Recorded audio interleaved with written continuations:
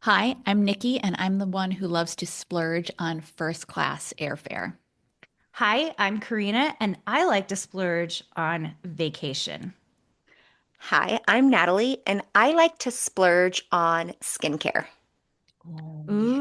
You Ooh, are good that about the skincare it's and the so true. appointments and I really need to.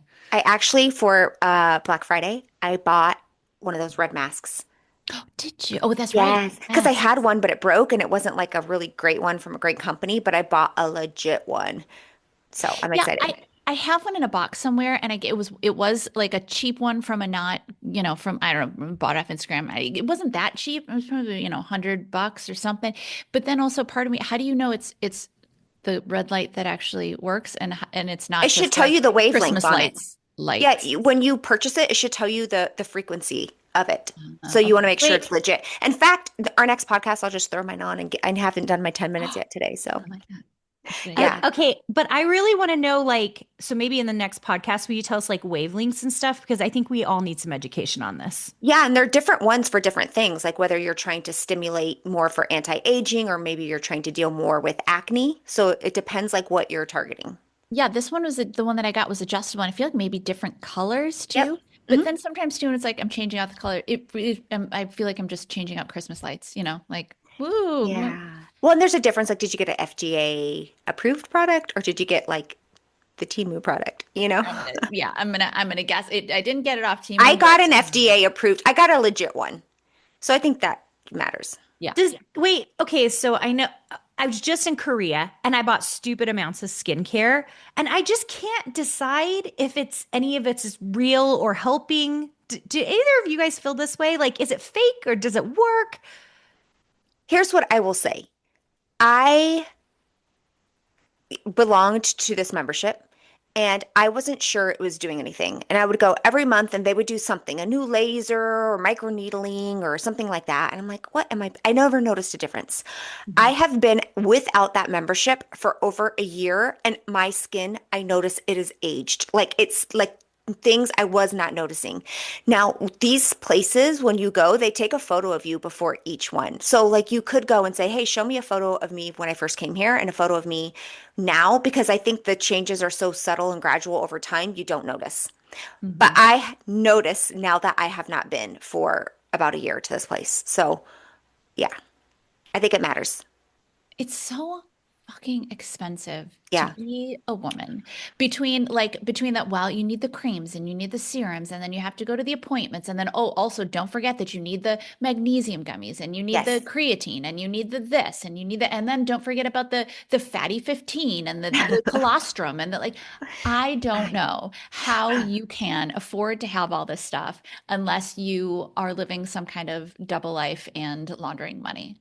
It Well, what is I will so say is expensive. that a lot of these skincare products, I'm not a big fan of. Like the super expensive, like I'm not spending $80 on a face cream. Get out of here. There's like only three active ingredients, I think, in any face cream that does anything anyway. So, like, one of my favorite face products is I get it from a company in Canada. I think it's like $20. It's a huge tube that will last you forever. It's beef tallow and honey. Like it's a natural, it's like I don't go for like the more fancy name and high end the cream, I don't go for it. I use a hyaluronic acid that I get from Amazon for like $12. And you want to know how I found that one out? Because the fancy med spa that I did, that I went to, they opened up the door on the bottom, like as they were doing one of my facial treatments or whatever, and she stepped out and left the door open. And I looked in there, and it was the hyaluronic acid called Timeless. I went and looked that up. It was like $15 for a big thing on Amazon. I'm like, this high end place is using this, but you want to sell me the $80 thing of whatever. So I just start paying attention to what do people with like that seem to have good skin and it's glowing, like what are they using? And then what are the places using behind the closed doors that they're I would not putting on the shelf to sell. I would like you to send us the link to those, Yeah, and we'll, yeah. if we are able, put the links in the show notes. I just have to say though that I know that some of your rental properties are like cabins in the woods, and it just seems very dangerous to me to be rubbing oneself with like beef tallow and honey. I mean, that's got to be like the two top things that bears are attracted to. That just like, seem very dangerous to me. Very, very dangerous. Stay indoors after you use it, and it is Yes. more of a nighttime because it will Also, make like your skin certain types glow. of guys. Well, If you're looking for a lumberjack kind of guy, that is absolutely what you should be rubbing yourself in. I am a big fan of dogs, and I think it attracts doggies. Yes, that's unfortunate though, because like that's, you know how they talk about after you die, your dogs will just eat you. That is guaranteeing that the animals will eat you 100%. That's Nico would like, never, never eat me. oh my God, that's like rubbing yourself in butter and being like, well, let's see what happens. Hmm. Okay, Nikki, we've got to get back to this first class thing. Let's talk about Mm. like how the splurge is first class because I'm almost there with you because I love first class so much. Mhm. But like why is it like the ultimate like the thing you do not want to get rid of? Okay, so there are a couple of different things. Number one is that there's no so much less stress, right? There's no worrying. Is there going to be a place to put my overhead? Is there going to be overhead space for my? Am I going to be? I hate lining up for anything. So when it's like your first cut, you get to go in first. You don't have to listen for the zone. You don't have to. Oh, I have to try to get in and try and. Now I think most airlines, or at least most larger airlines, you have assigned seats, but like I remember the days of you just kind of queuing up and trying to like fight for seats. Um, so there's that. There's the you just don't have to you get in line and then you go and then you get on and you get to like sit and settle yourself while everybody else is coming in. Your book is already open. They've already brought around champagne if you want some, more likely sparkling wine, but that's okay. Um, and it's just so much calmer, and then there's so much more space, and then you're getting on first, you're getting off first. They will, for a longer flight, so actually I think most flights you'll get a meal. The cocktails are complimentary. It's just like it's all of the chaos that air travel has become. You don't see that nearly as much in first class. And it's calmer. And I really appreciate that. That matters a lot to me. I don't fly first class all the time, and especially domestically because I have trouble justifying it. To me, it's like if I have to sleep, I know it's going to make me good for the next day, especially if I start work again the next day. Like I can justify it in my head. So like anything overseas, like anytime I'm going to Asia or Yes. Europe, and then I was just saying I'm going to Hawaii with Josh. Actually, this is coming out late January. So I've already been to Hawaii with Josh, but on the way there, I bought a regular ticket, economy class ticket. On the way back, it's an overnight red eye flight, and I bought a first class ticket. And so I tend to be a little judicious, but the thing I love about first class is yes, all the things Nikki just said. But more than anything, I feel like my vacation begins with the Yes. flight. Why is Mm. that? Do you guys feel Yes. that? It becomes part of the experience. I love it. And you get on and they hand you a drink and it's like it's so Yes. fun. And exactly, it's part of the vacation. Hmm. Yeah, and when I get on economy, I feel like the vacation doesn't begin until I get there. I feel that exact way. Hmm. Yeah. Yeah. It kind of And feels like you're riding a bus. Like you're uh, uh, crammed in there with a whole bunch yes. of different people, and you're like, oh, we all And you're just have to. sitting next to a stranger whose leg is probably touching yours because they're Yes. like taking your space. I hate it all, but I am like Carina. If it is going to be stateside and definitely under 6 hours, I have a really hard time paying first class, especially since first class on domestic, quite frankly, is not that great. They're not great service, and it's just a bigger seat, Hmm. and the food is mediocre, and the service is actually mediocre. It's only when I go to Europe or some foreign country where it's going to be over 6 hours, the service is phenomenal. They treat you feel special. It's part of the experience. The food is great. The cocktails, the drinks, the menu. It feels like a restaurant. The amenities, the slippers, the chapstick, everything is just so fantastic. But stateside first class, I'm like, it's just it pretty much I will consider it if I have a very, very tight connection and I want to be the first off the plane. Hmm. Yeah. Hmm. That And the or overhead stop, telling I you. think it's not that much more to get comfort or comfort plus. And so, because I mostly fly Delta. And so it's like a little bit more to get comfort. And if what I'm really looking for is arm space so I can work, like I just am looking for space, right? I just want to sit there and have my computer open and I can work and I don't have someone like really literally looking over my shoulder. I feel like comfort is enough. I have gotten comfort quite often recently because it feels like enough to get me what I'm actually trying to have happen. Because 4 hours is a lot. If you're doing a 4 hour plane ride, I'm like, dude, that is a lot of work time. Like Hmm. you can get a lot of work done during that time. How Yeah. does Josh fly? without first class. Oh man, it's tough. So here's the hard part. His whole family works for Delta. So he's always flied first class like his whole Okay. life because he's like SB2 or whatever. And then when he got married and then he lost some of his benefits, like, I mean, he basically relies on me to, I mean, it helps if he's sitting next to family members, right? Because like, whatever. But yeah. So Josh is 6'6" and his legs are crazy long. And we just try to get him an aisle seat and I'll sit in the Yeah. middle seat so that he can have his legs, be halfway out into the aisle. Hmm. Yeah, because even in a first class seat, I would think it's still not quite comfortable. Right. First class is okay, but ironically, like our overseas, so like we did first class, we did Delta One, coming from Greece and Japan, and he can't lie flat. He's too long. So like, I mean, he'll be curled up in a ball, right? So he can still lay down, but it's like he can't lie straight. Like he's too tall. Mm. You have to like put them in an angle I across know. multiple seats. I know. Oh. Hmm. So it is interesting. But yeah, I Delta One is one of my most favorite things ever. And I was like, if there is one good reason to try to make money, it's for Delta One. Felicity and I went on her senior trip last year and we did like Switzerland all the way up to the Netherlands. We drove 8 hours. We went to France, we went to Germany, we did all this fun stuff. And on the way home, I just bought economy because I wanted the whole trip to be pretty inexpensive. I'd bought most of it on points. And I looked down at my flight and it gave me an insane deal for first class because they don't upgrade you. I didn't realize Medallion, they don't upgrade you to first class on overseas flights. Did you know that? So you can't get upgraded. So you just have to buy a ticket. So I get on there, I see this insane price because there's tons of seats open. So I just bought them for me and Fliss, and that was worth it. Zurich to New York, but on top of that, they have a Delta One lounge. The Delta One lounge was next level. It had a sit down restaurant, of course, totally free, where they had like 3-course meals. You could do whatever you wanted. They had an insane buffet that I've never seen in a Delta lounge before. And the only way to come in is if you had a Delta One ticket. You couldn't get in. You couldn't bring a friend in. You couldn't, like, you had to have a Delta One ticket. I was like, oh shoot, my 18-year-old now has high expectations because this lounge was everything. We got a massage. Like you could book like they had these massage chairs that were pretty awesome.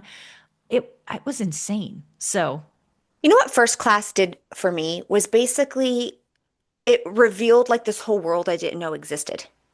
me Like you too. hear first class, but then there's all the stuff that comes with it, like the lounge beforehand and just that level of service. Like, wait, people have been doing this the whole time. Like, I didn't know what was behind those closed doors. Now I know. Wait, you give me this cute pouch with all these goodies in it? Like, I had no idea. And so it makes me wonder, like, what are all the other things in this world that have not yet been revealed to me that I don't know because I wasn't at that level or I don't know?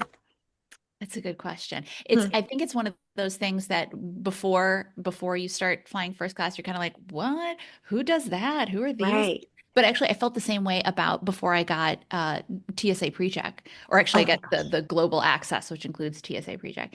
And I just remember being in line and being like, "Psh, who are these people? Who did they get to go ahead?" Of course, then you get it, and you're like, "Oh, this is the only way to do it. Yeah. I don't It's understand like why the why plane all not." goes to the same place. Why do you need this? Or we all get through the security line. Why do you need it? It's like then you get it. You're like, oh, this is why. It's like so much smoother, easier, less stressful.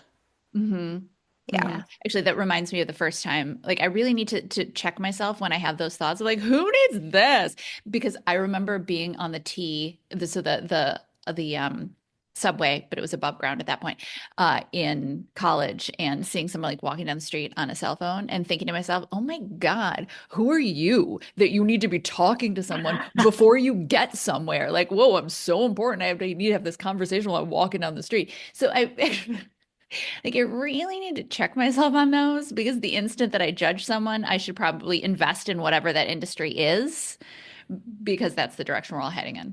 Yeah. I mean, that's a good point about it's so easy to judge. And when you're not like having that experience yet, or you're just in a different life circumstance, it seems hard to understand. But then you never know how life changes. And then you're like, oh, wait a minute, that is really good. Yeah. We could all benefit from being less judgy. I do think this is an interesting discussion because I'm thinking about people I know who would never pay for first class. And I feel okay about that because they clearly don't think it's important. They would rather, I have like friends who will never, like they love a good deal on an economy ticket. It makes them feel good and there's nothing wrong with it.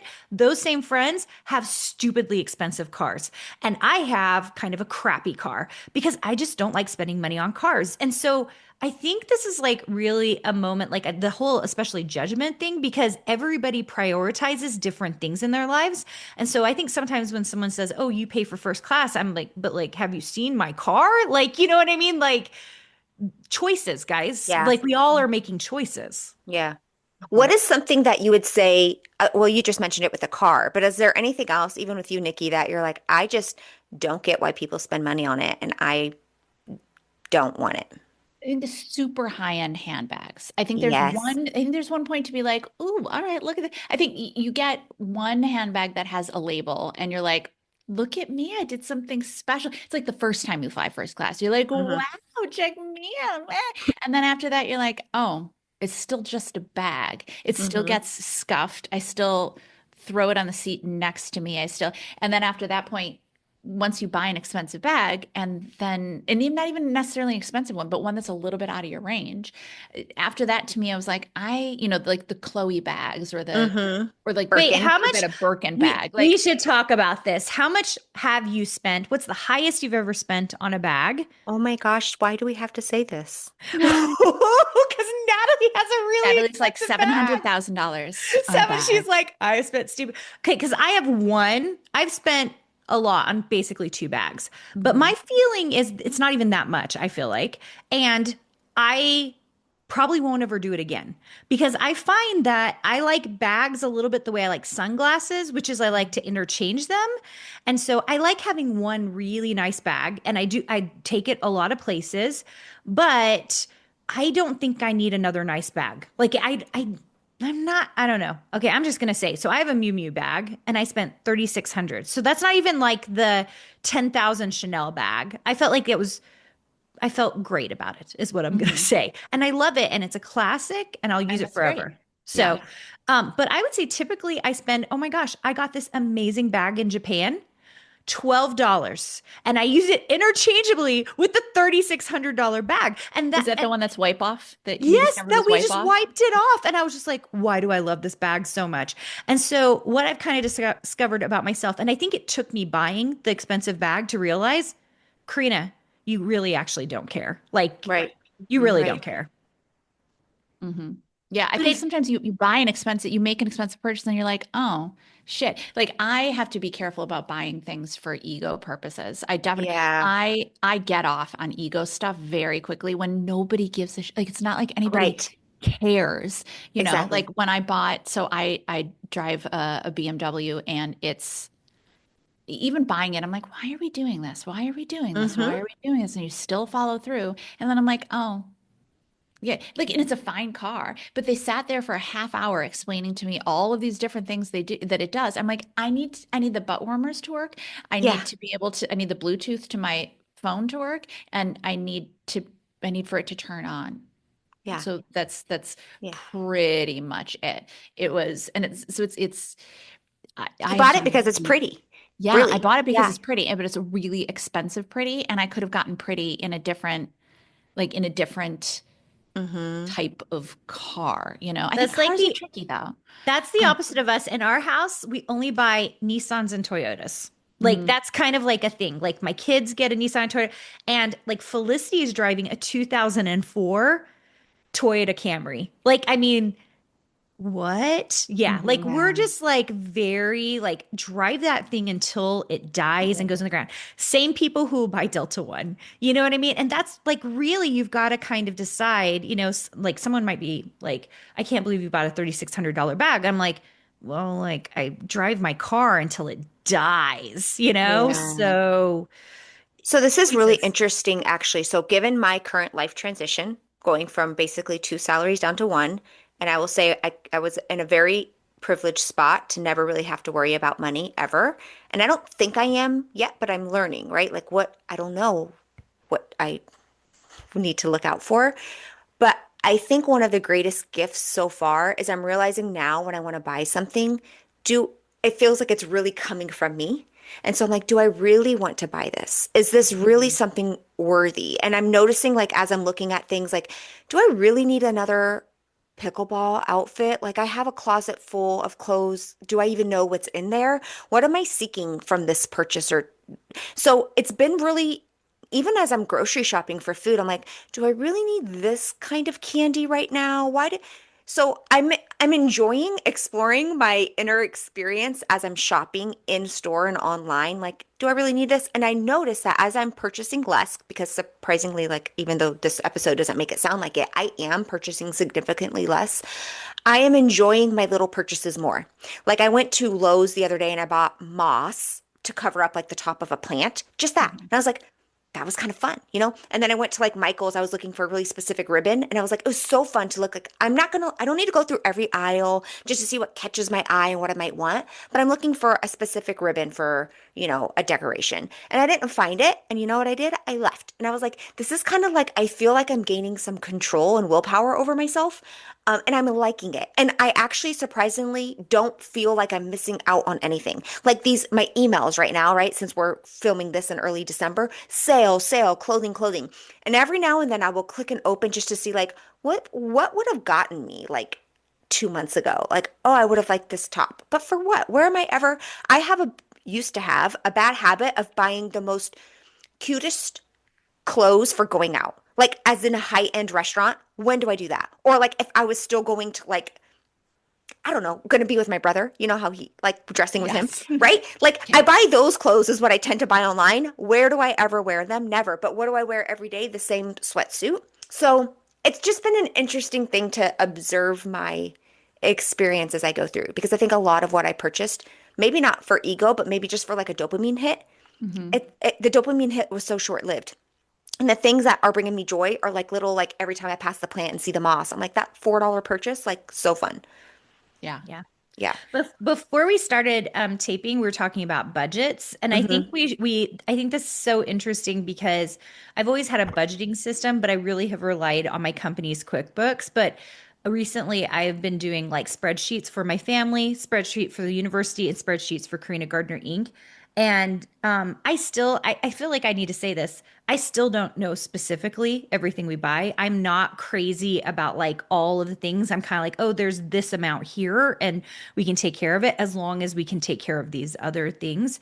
Um, I'd be curious, Nick, do you want to talk a little bit about yours? And then Natalie, you were asking questions because you're like getting started with it. But I just think it's like a really interesting topic, the idea of budgets in general.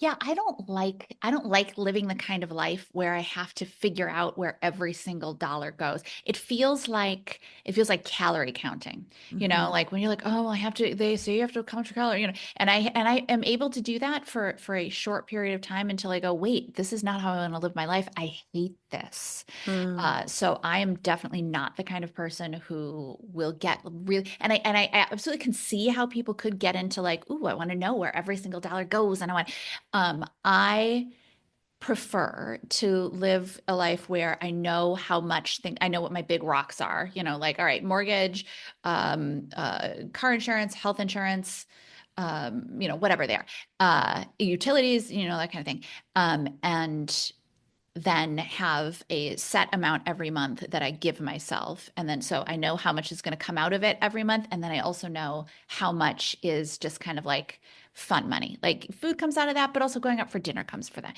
And presents for friends or like little fun little things for myself. And then also too, I can have a sense of like, ooh, this sweater or this dress or whatever is a little bit of a splurge. So I know that next month, or maybe I know last month I didn't spend as much. So it's all going to kind of even. It's not perfect because there are definitely months, because I will usually at the beginning of the month, I will transfer over from my savings account the amount for the month and then work from there. It's not perfect because there are definitely months where it's like, you get close to the end of the month and the Bank of America gives you the alert that it's like you're under $100. Like, damn it.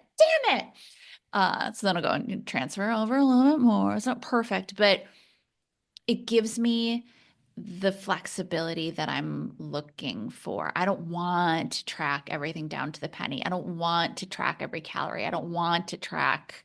That's not the life I want to lead. I think that coming from a family who did not have excess money or even like really hardly any extra money and struggled for some basics, I feel like when I actually started to earn money and then, my husband started to earn money and we had lots of excess, I felt like it felt very freeing. And any sort of inkling where it's like you're controlling or you're budgeting, I think it like triggered me as in like feeling poor again. And Hmm. so I was always really sensitive to that. But now that I'm entering this new stage of like supporting myself and trying to I'm trying to figure out like what kind of budget do I want? How do I do it? I've never managed my own money on my own and tracked that all. So I feel like it's a learning stage where like it's okay to like look at it without a feeling of constraint. So like I would be the person like if we went to dinner, like the minute the bill comes, I'm like, I got it. Like I don't want even the thought of like trying to figure out the pennies or whatever, like makes me Hmm. super uncomfortable. Like somehow it's a feeling of being poor again and being afraid I couldn't cover the bill. And now I'm like, oh, wait, no, it's totally normal sometimes to be like, hey, we split or hey, So it's like I'm growing up a little bit in the financial world or like opening my eyes. But for what you're saying, Nikki, I think it made whenever I feel the like constraint or looking, the way in the past I would feel is this means I'm still poor. Yeah. That's And the way I that's something feel. I'm working through. Yeah. Natalie, And I think oh, go ahead. go. No, go, Nick. No, I was just gonna say my family, middle class, we were not, certainly not, um, poor, but there are enough times in my head that I remember my mom saying things like, "We have to tighten our belts this month." Like I don't like that for whatever reason. That's the in my head that we have to tighten our belts this month, which was like never really true. And everything, which is funny. My mom was, "We have to tighten our belts this month," and my dad's philosophy was, "It's just money and it'll get paid for," which the two, trying to balance the two of Yeah. those in my head, I think is where I have some trouble. But I agree that the feeling like, well, I have to track where every single penny goes, it gives me that same limitation and that same like, ooh, I don't like this. Ooh, this feels scary. This I It's don't very like. tight, like a tightness. Yes. Yeah. Yes. Yeah, I grew up poor and I have that same feeling, Natalie. Like if I get too like tight, I only have this amount for this and this amount for this. I feel like I listened to a lot of Dave Ramsey back in the day, and I feel like they're always like a budget is freeing. And I agree to an extent because I definitely you don't want to be like falling into huge amounts of debt and all this other stuff, right? But there's something about the way they do it that makes me feel that constraint and that being poor again, especially when it's not always necessary. Mhm. But it has been interesting because my kids are on a budget, right? Sarah and Fliss are both in college. Now, granted, we pay for their tuition and we pay for their housing, so they don't have to worry about that. But they each have a $300 budget every month for food, gas, and that's pretty tight. But you have to also have to remember they don't pay for their cell phones. Like it's food, gas, like menstrual cycle things, like pads. Like, so it's like they have to cover it. And I have been surprised at how much they've gotten out of this because they will be willing to save and figure out how to pay for, and like Siri wanted a really expensive coloring pencil set. I probably would have bought it for her if she had just told me, but instead she like made sure in that $300 she ate enough ramen that month and whatever else she did and didn't eat out at all so that she could pay for that color pencil set. Same with Felicity. She wanted a pair of like fuzzy pajama set pants and she was just like, okay, like I really want these. So like I'm going to figure out how to do it. And even though I know I'm not giving them the full like experience by making them pay their cell phone bill and all that other stuff, I think this is a nice mini thing for them to do because next year they know this because I said first year we'll pay. Second year, you have to either work during college to pay this extra $300 because we'll keep paying for housing and for tuition, but you have to work to do this, or you can work in the summertime. You can work full time in the summertime and save and put yourself on a budget Mhm. every single month. And my hope is they come out of college in a better place than Josh and I did because the two of us still have student loan debt. We Mm. still have student loan debt. And here I am paying Mhm. cash for my kids' their tuition. And Mhm. so it is interesting. At our university, we everything is pay on demand. And part of it is this like same thing with debt. I'm like, you got to pay it off. Like you've got to pay it off and you need to make money in our Hmm. program because Mhm. I don't like this. I don't like this whole thing. I'm not saying that we would never do student loans, but right now we're definitely not going to. Yeah. I don't know if you guys have any triggers too. Like sometimes people will say things like, well, that's really expensive. And they'll talk about like it's just like food or a restaurant or like, and it's just kind Mhm. of like makes me, I get a little bit turned off by it. I'm learning to be more open to it. But I think too, like, I don't know if being a business owner and like what we have put in our brain, you can make money, you can create your wealth, you can, so it's like, wait a minute, like, I don't want to hear that. I don't want that in my brainwave Mhm. of like, well, the gas is 10 cents cheaper down here. Let's go here. It's like, whoa, like, I feel like somehow it's going to like tweak my brain to be like, okay, now we're back down on this level Mhm. versus hey, I can create this. I can, if I put more value in the world, I get more value back. I don't want to be this penny pincher, but I don't want to be a wasteful person. It's like this weird thing I noticed, but like I have a specific friend and she's often talking about just the prices are so expensive or it's expensive to raise kids and oh, I don't know if I want to spend $15 at this and it's just like like I don't know why I have this negative reaction because it's very true. It's very factual whatever she's saying, but it just makes me feel like we'll go out and make more. And I realize that's very privileged and probably comes off horrible, but I just feel like as this business owner, I have this tug of like, please, I want to cover my ears. Like, don't say that to me. Mhm. Well, So I that's have the a lot of work still to do. yeah, no, no, but well, that's the consumer mindset versus the business owner mindset, right? Yeah. Because consumer mindset, they have a ceiling of how much they can Yeah. earn, right? Yeah. I need to turn the light up back on in this room. They have a ceiling, so they Yeah. can't make more. They have to constrain. Whereas the Yeah. business owner is constantly going, all right, I want that. How do I make more? And I Yeah. would imagine, and maybe I'm reading too much into this, not being the therapist of the group, but I would imagine that someone else talking about how much they need to save would trigger Yeah. that same stuff you were talking about. Like when Yeah. you're feeling expansive and somebody else is going, oh no, this is too expensive. I need to save this. I'm sure there's got to be a part of your brain that's going, wait, should I Hmm. be thinking about that too? When you have Hmm. spent the last 30 years trying to get Hmm. out of that mindset, maybe not 30 years, Hmm. but 20 years Hmm. trying to get out of that Hmm. mindset. Hmm.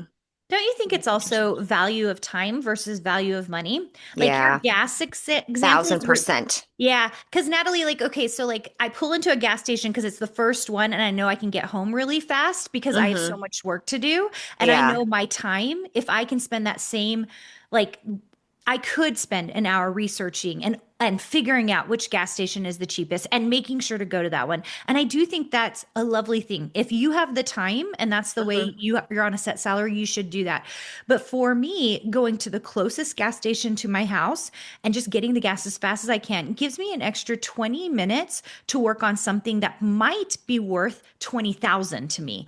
And Hmm. that's not the way most people are thinking. I'm thinking Yeah. about the next 20, 200, $1 million that should be coming into my bank account. And I think that goes back to the whole airline thing, right? Like, so having enough space so I can sit there and work and not be shoved up against someone else so that I can spend those 4 hours doing something well worth my time. Yeah.